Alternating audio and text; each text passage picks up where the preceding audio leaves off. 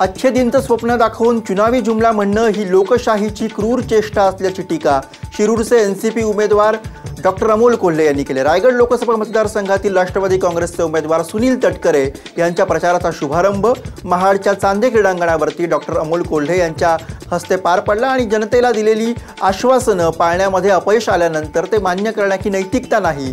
तुम्ही जनतेचा विश्वासघात करता पण सामान्य माणसाला कमी लेखू नका असा इशाराही यावेळी अमोल कोल्हे यांनी दिलाय। अरे अच्छे दिन आएंगे आश्वासन दिले कधीतरी पूर्ण होईल। माणूस आहे शेवटी प्रयत्न करतोय आणि माझ्या इलेक्ट्रॉनिक माध्यमांच्या माध्यमातून मला समजलं, कुणीतरी म्हटलं अरे भाई वो तो चुनावी जुमला था। जेव्हा चुनावी जुमला आला तेव्हा हसू नाही आलं, तेव्हा टाळी नाही वाजवावीशी वाटली, पण कुणीतरी माझ्या जखमांवर डाग दिल्याची जाणीव झाली।